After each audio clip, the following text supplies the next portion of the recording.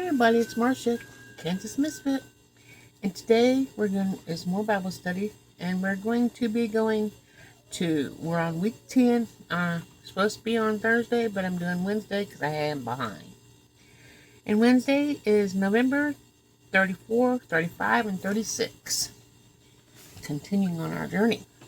So if you find your Bibles, open up to Numbers chapter 34, and let's begin.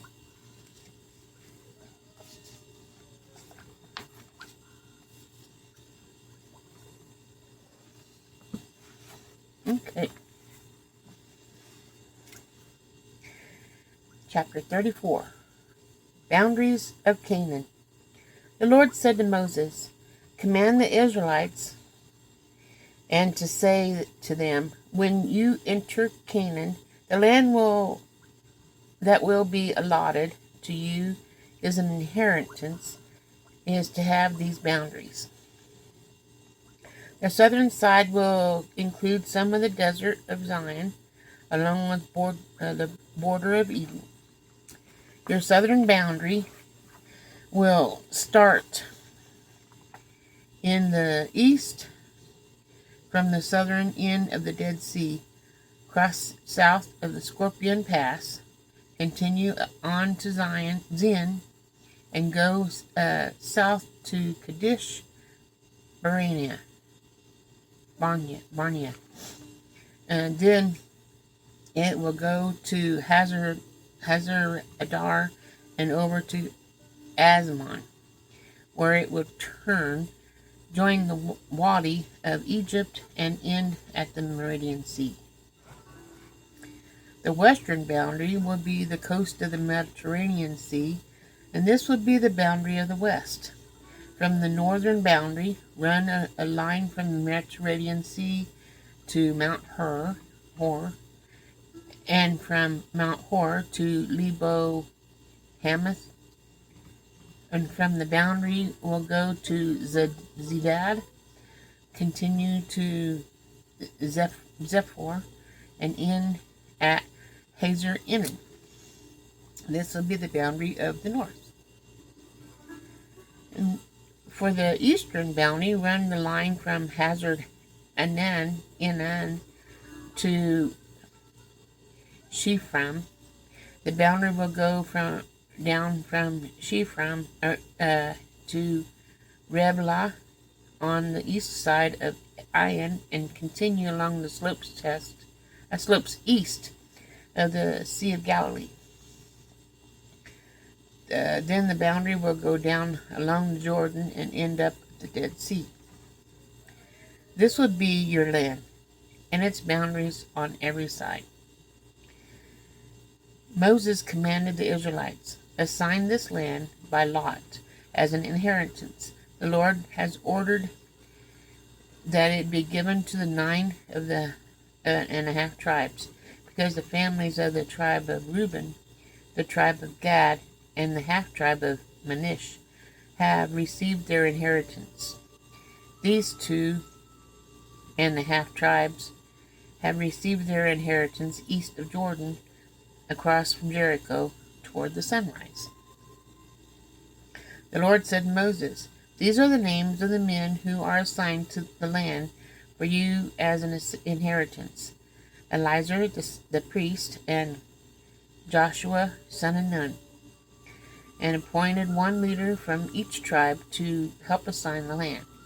These are their names: Caleb, son of Zeph-Yineh, from the tribe of Judah; Shemuel, son of Ahmed, from the tribe of Simon; Eladad, son of Kislon, from the tribe of Benjamin; Buki, son of Jugli, the leader from the tribe of Dan; Hanel, son of Ephraim, the leader of the tribe of Manasseh, son of Joseph; Kemuel, son of Shiphanton, the leader of the tribe of Ephraim, son of Joseph; Azraphan, son of Parnak, the leader from the tribe of Zebulun; Platir, son of Azan, the leader from the tribe of Issachar. Afra, no, Ahihud, son of Shelomi, the leader of the tribe of Asher. Pedahul, son of Ammihud, the leader from the tribe of Naphtali. These are the men the Lord commanded to assign the inheritance to the Israelites in the land of Canaan. Chapter 35. Towns for the Levites. On the plains of Moab, the Jordan across from Jericho, the Lord said to Moses, "Command the Israelites to give the Levites towns to live in from the inheritance the Israelites will possess, and give them pasture lands around the towns.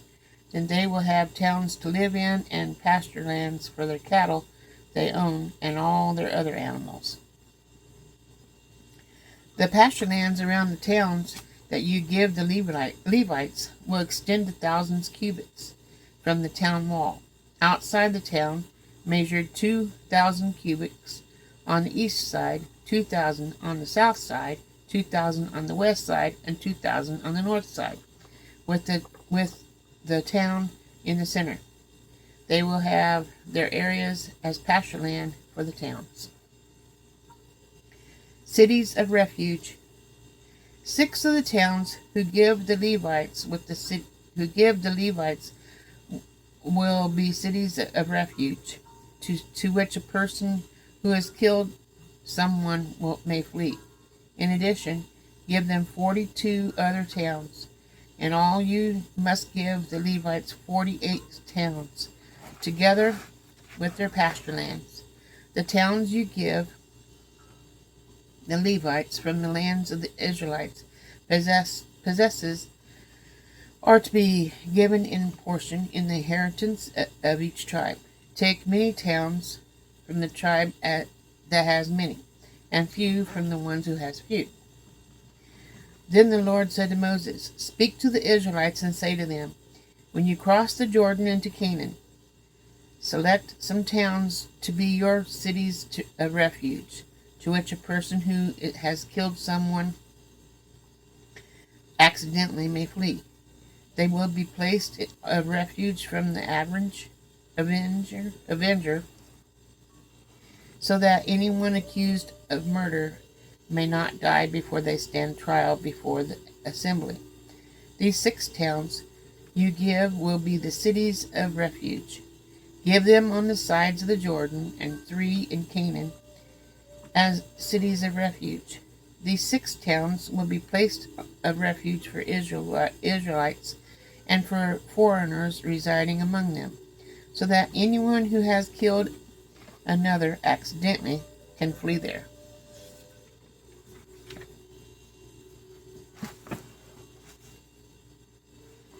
Did I turn too many pages?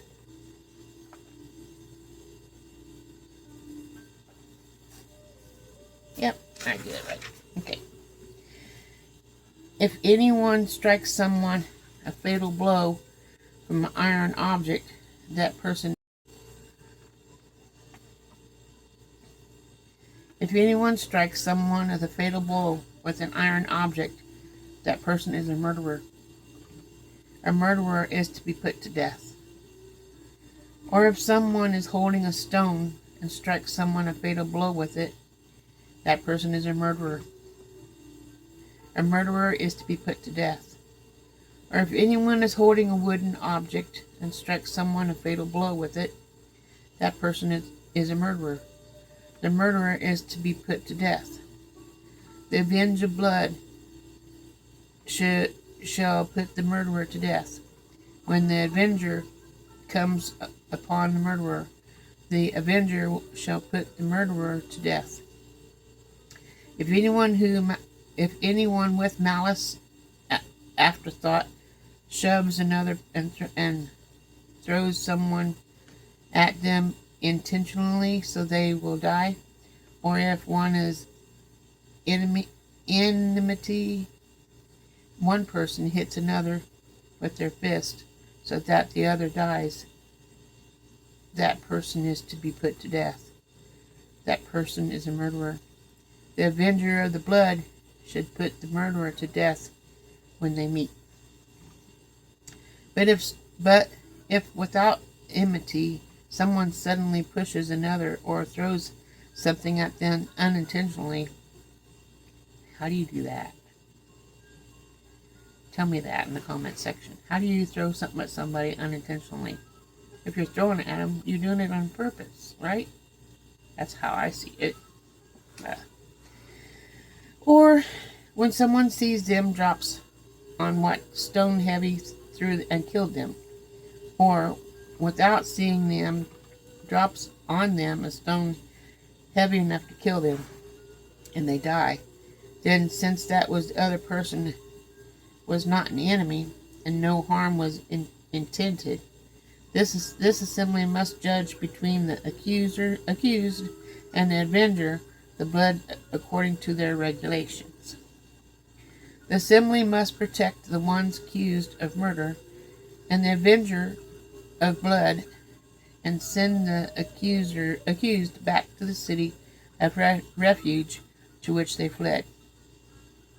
The accused must stay there until the death of the high priest, who is anointed with the holy oil. But if the accused ever goes outside the city of the limits of the city and refuge to which they fled, and the avenger in blood finds them outside the city, the avenger of blood may kill the accuser without being guilty of murder. The accused must stay in the city of refuge until the death of the high priests. Only after the death of the high priest may they re-enter into their own property. This is to have the force of law for you throughout the generations to come, wherever you live. Anyone who kills a person is to be put to death as a murderer only on the testimony of witnesses, but no one is to put to death on the testimony of only one witness. Do not accept a ransom for the life of a murderer who deserves to die. They are to be put to death.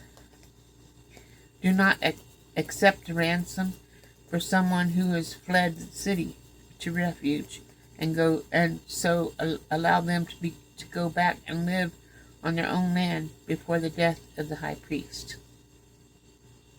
Do not pollute the land where you are. Bloodshed pollutes the land, and atonement cannot be made for the land of which blood has been shed, except for the blood of the one who shed it. Do not defile the land where you live and where I dwell, for I, the Lord, dwell among the Israelites. Chapter 36. Inheritance of Zelophehad's daughters. The family heads on the clan of Gilead,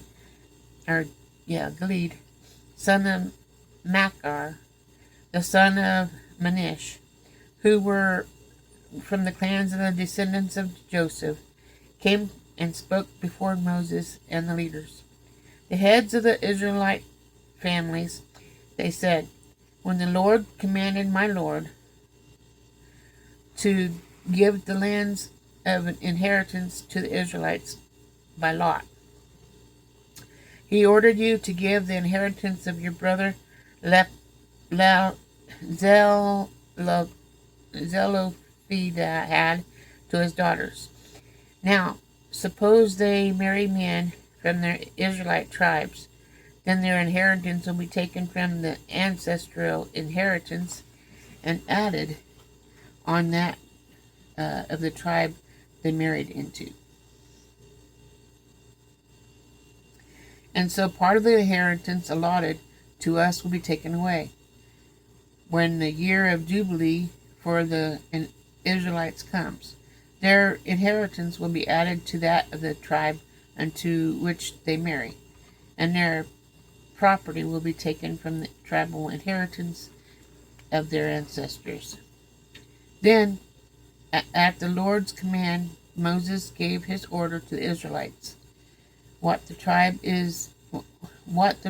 of the descendants of Joseph is saying is right. This is what the Lord commands, that Zelophehad's daughters, they may marry anyone they please, as long as they marry within their father's tribal clan. No inheritance in Israel is to pass through one tribe to another, for every Israelite shall keep a tribal inheritance of their ancestors.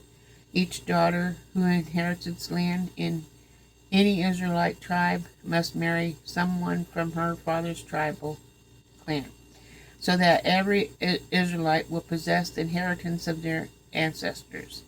No inheritance may pass from one tribe to another, for each Israelite tribe is to keep the land it inherits. So Zelophehad's daughters did as the Lord commanded Moses. Zelophehad's daughters, Maleah, Tirzad, Hoglah, Milcah, and Noah, married their cousins of their father's side. They married within the clans of the descendants of Manish, son of Joseph, and their inheritance remained in their father's tribe and clan. These are the commands and regulations the Lord gave through Moses to the Israelites on the plains in Moab, by the Jordan across from Jericho. So, that is how the land was sorted out back then for everybody to stay in their own area. I guess that's what that means. So I hope that helps somebody to get the meaning off of those chapters I just read. And I hope that tomorrow is a good day for you guys. I know today, when I'm doing this video, is Thanksgiving. So if you're watching this and it's not Thanksgiving, I'm making the video on Thanksgiving. My days are all messed up, but I'm getting the Bible read, and we will hear it together as I get it posted. So I'll see you guys tomorrow. Remember, God loves you, and so do I. Ta-ta for now.